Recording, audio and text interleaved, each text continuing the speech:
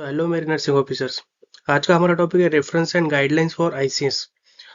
ये टॉपिक का नाम ना होके ये हो सकता है कि जो भी आईसीएस जो नया ज्वाइन करना चाहते हैं या फिर बनना चाहते हैं, जो कि इन्फेक्शन नर्स बनना चाहते हैं, उनको पता नहीं होता है कि हम या जो हॉस्पिटल्स में जो चीज़ें होती है, जो गाइडलाइंस होती है, एसओपीज होती है, वो कहाँ से ले।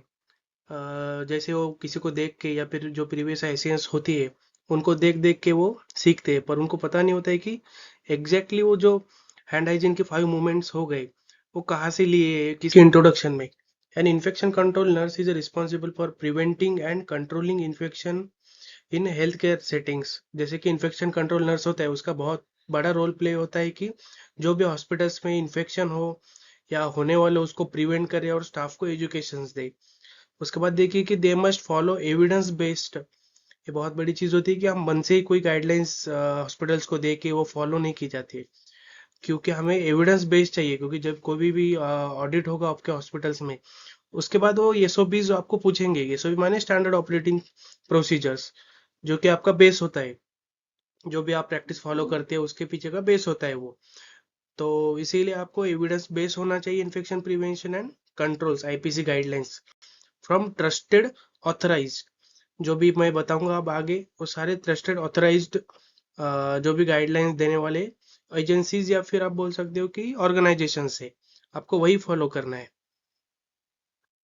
तो देखिए, जो आपको पहली गाइडलाइंस है वो सीडीसी, जो कि central disease control and prevention है।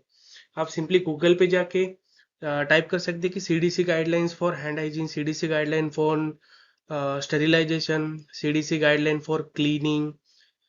जो भी कंटेंट आपको चाहिए वैसा आप लिख के गूगल पे टाइप कर दीजिए। जो भी आपका नीचे कंटेंट आएगा वो आपकी एसओपी या फिर गाइडलाइंस होगी। आप उससे रेफरेंस ले सकते हैं, एविडेंस बेस उसकी प्रिंट आउट निकाल के आपके पास रखिए, जो कि आपको फर्दर एविडेंस के लिए काम में आएगा। अब देखिए, जिसमें CDC is a primary national public health agency of the United state, operating under the department of the health and human services, जिसका हेडक्वार्टर है इन अटलांटा एंड जॉर्जिया।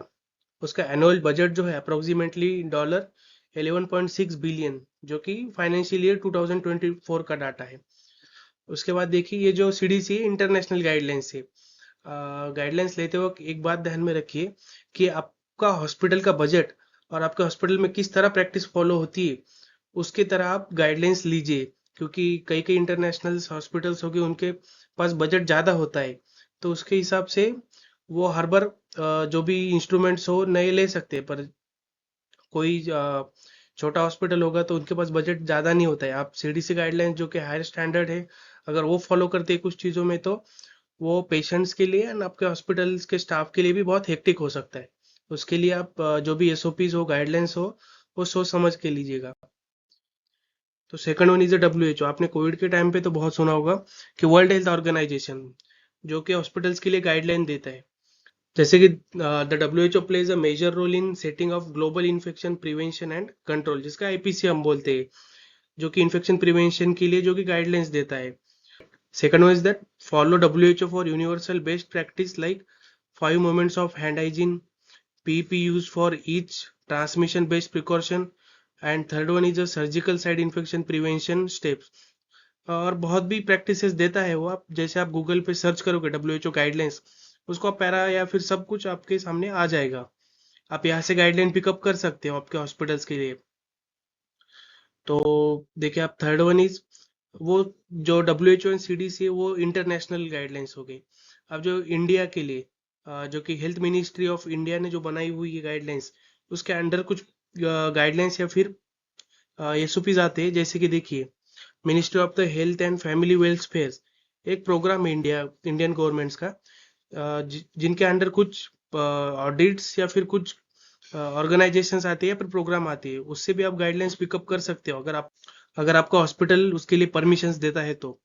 ज़्यादातर हॉस्पिटल सीडीसी एंड डब्ल्यूएचओ का ही follow करते हैं, पर आप नए हो तो आप ये भी गाइडलाइंस फॉलो करके फिर एडवांस में जा सकते हो। जैसे कि national guidelines and programmes that infection control nurse and hospital must be follow, जो कि इन आईसीएस ने या हॉस्पिटल्स ने फॉलो करनी चाहिए। जिसके आप पहला देख सकते हैं एनकॉस, नेशनल क्वालिटी एश्योरेंस स्टैंडर्ड।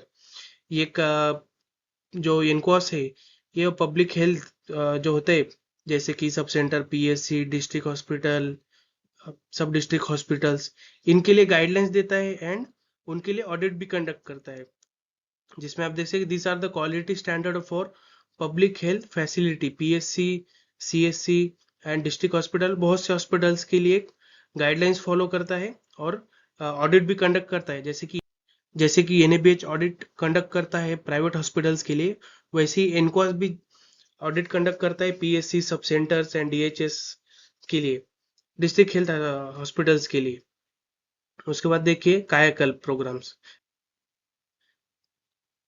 आप अगर गूगल पे सिंपली जाओगे, कायाकल्प गाइडलाइंस डालोगे, तो आपको सिंपली सब कुछ मिल जाएगा, एक बुकलेट आ जाएगा या फिर एक पीडीएफ टाइप सब कुछ आपको मिल जाएगा, जिसमें सब लिखा होगा कि हॉस्पिटल कैसा होना चाहिए, हॉस्पिटल का प्रीमाइसिस कैसा होना चाहिए, हम क्लीनिंग के लिए कौन सा डिटर्जेंट यूज करना चाहिए, हाइपोक्लोराइड कितना यूज करना चाहिए, सारे गाइडलाइंस आ जाएंगे। तो ये आप सेकंड गाइडलाइंस यूज कर सकते हैं आपके रेफरेंस के लिए। उसका focus on the cleaning and infection pre governmental hospitals, जिसका focus on cleaning and infection free government hospitals पे होता है। ये भी एक गवर्नमेंट प्रोग्राम से जिसको आप फॉलो कर सकते हो, या फिर इनिशियली आप यूज करके या फिर अंडरस्टैंडिंग में लेके आप इंटरनेशनल की तरफ जा सकते हो। उसके बाद देखिए कि लक्ष्य, जो कि लेबर रूम्स के लिए ज्यादातर यूज किया जाता है, इसका भी एक ऑडिट कंडक्ट करते हैं गवर्नमेंट हॉस्पिटल्स में, जो कि labour room quality improvement initiative होता है, जिसमें आप देखिए कि IPC in labour rooms and maternity OTs and cleaning delivery practices, जो कि डिलीवरी के लिए या फिर मैटरनिटी के लिए फोकस करता है। आप उसके लिए कौन सा गाइडलाइंस यूज कर सकते हो कि जो कि लक्ष्य है। आप fourth one is that AMR, containment program, जो कि national action plan on anti microbial resistance by the ministry of the health and family welfare में, जो जिसने प्रोग्राम में दिया है, जो कि आप देखिए कि बोल सकते हो कि एंटी माइक्रोबियल रेजिस्टेंस का हमको क्यों चाहिए। तो अल्टीमेटली देखिए कि अगर कोई पेशेंट आता है और आपने इन्फेक्शन प्रिवेंशन प्रैक्टिसेस फॉलो नहीं की, अगर वो फिर से हॉस्पिटल एक्वायर्ड इन्फेक्शन हो गया उस पेशेंट को, तो अल्टीमेटली आप एंटीबायोटिक्स ही यूज करोगे। तो इंटरलिंक है सब चीजें, आपको वो भी गाइडलाइंस फॉलो करनी चाहिए। And fifth one is that IPH, जो कि इंडियन पब्लिक हेल्थ स्टैंडर्ड्स है, जो कि मेनली फोकस करता है building of the PSC, CSC, जो भी गवर्नमेंट बॉडीज होती है उनको गाइडलाइंस और उनका बिल्डिंग कंस्ट्रक्शंस जो भी होता है उसके लिए फोकस करता है। तो आप ये भी गाइडलाइंस रेफरेंस में रख सकते हैं और ले भी सकते हैं। उसके बाद देखिए 6 number, NCDC, national guidelines for the infection prevention and control in health care facilities. आप ये भी गाइडलाइंस है, आप गूगल में सिंपली जाके डाल सकते हैं एनसीडीसी गाइडलाइंस, आपको सब मिल जाएगा कि हॉस्पिटल्स में इन्फेक्शन प्रिवेंशन के लिए क्या प्रैक्टिसेस हो सकती है, जिसका मेनली फोकस होता है टेक्निकल गाइडलाइंस के लिए for the infection prevention and control practices के लिए। ये हो गई इंडियन गवर्नमेंट्स की गाइडलाइंस, या फिर इंडियन गवर्नमेंट्स ने जो भी गाइडलाइंस दिया हुआ है उसके बारे में।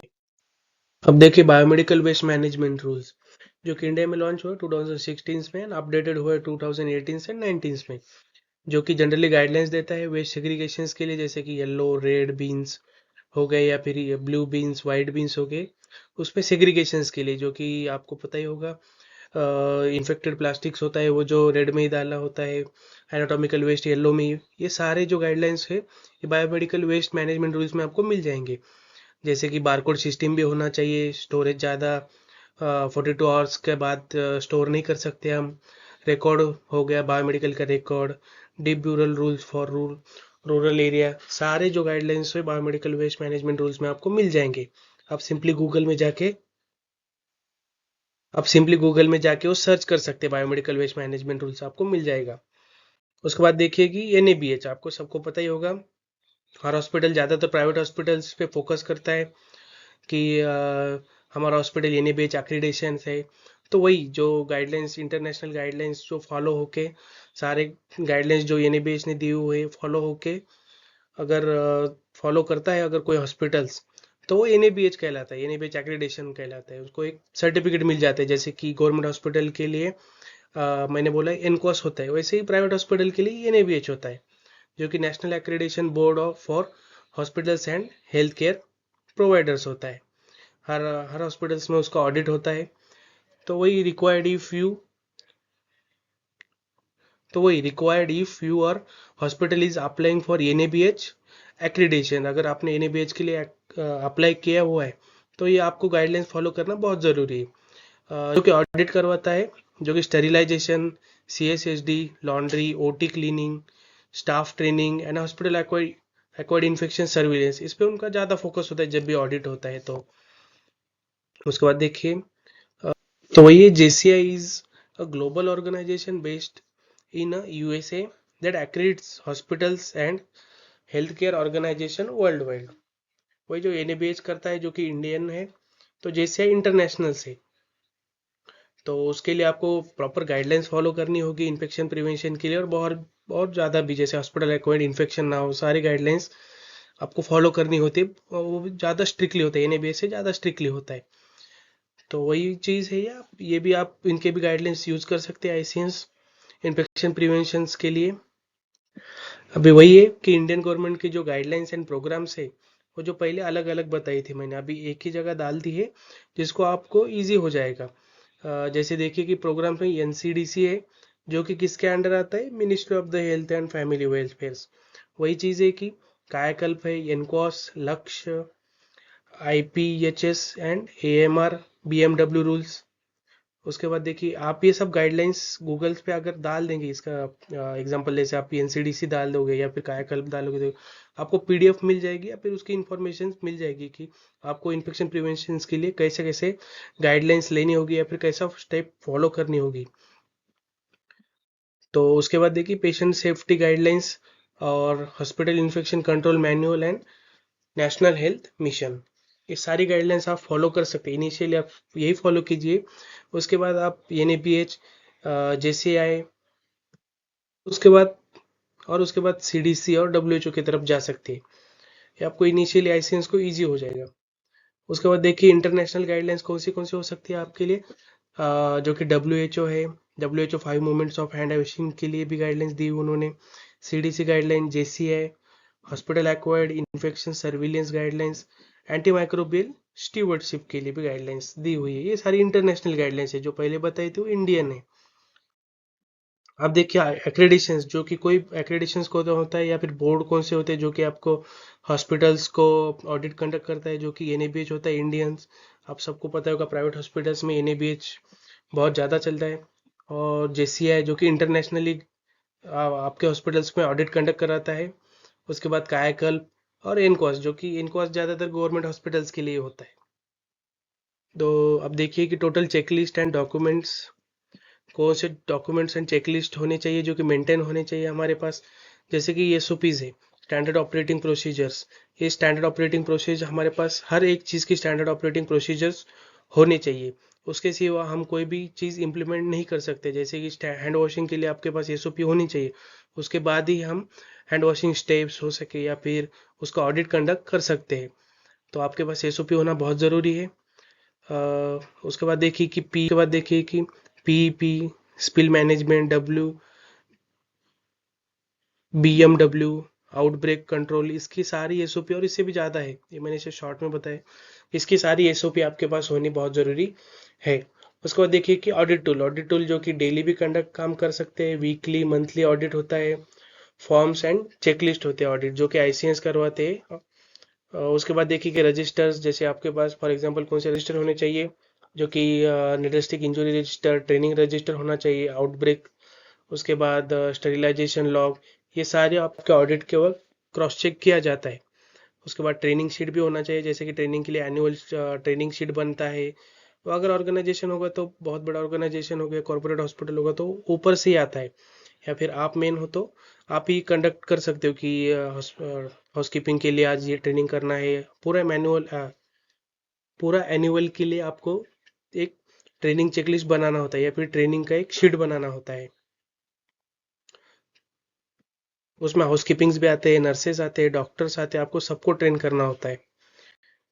तो उसके बाद देखिए कि क्लीनिंग प्रोटोकॉल्स एंड उसके बाद hospital acquired infection monitoring, PEP, जो कि जो कि पोस्ट एक्सपोजर प्रोफाइलैक्सिस होता है आफ्टर एंडोस्टिक इंजरी में, आपको उसका भी एसओपी रखना होगा।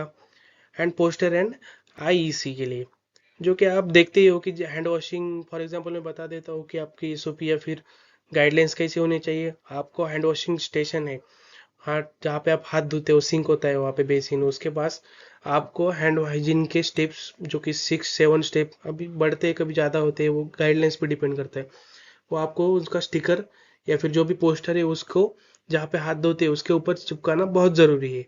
यही होता है गाइडलाइंस या फिर एसओपीज। आपको वही एनएबीएच या फिर कोई ऑडिटर आता है तो वही देखता है कि उन्होंने हैंड हाइजीन का जो कि स्टिकर पोस्टर है वो चिपकाया हुआ है या नहीं। डोनिंग डोफिंग करने के लिए जो कि चार्ट है, कैसे डोनिंग करना है, कैसे पहनना है, कैसे डोफिंग करना है, कैसे निकालना है, वो होने चाहिए। आप बीएमडब्ल्यू देखेंगे तो उसके ऊपर एक स्टिकर लगाया होता है या फिर बड़ा वाला चार्ट लगाया होता है जिसको आपको मेंशन किया होता है कि प्लास्टिक किस में डालना होता है, या फिर येलो में जो एनाटॉमिकल वेस्ट है वो कैसे कैसे डालना होता है। ये पूरे जो है ये यही होता है कि आप एसओपी लीजिए या फिर गाइडलाइंस लीजिए और वही करिए।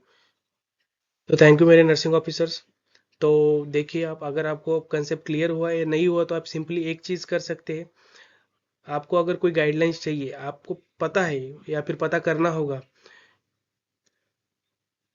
या फिर आपको पता करना होगा कि हम 5 मूवमेंट्स जो करते हैं वो कहाँ से लिया है उन्होंने। इनको कैसा पता है कि 5 मूवमेंट्स ही करना है हैंड हाइजीन्स के लिए। उसके बाद हैंड स्टेप्स, जो कि हैंड स्टेप्स होता है 6-7 उतने ही क्यों होते हैं, तो ये इनको कैसे पता है। तो वही चीज़ होती है कि आप सिंपली गूगल पे जाइए, WHO गाइडलाइंस डालिए फॉर हॉस्पिटल्स।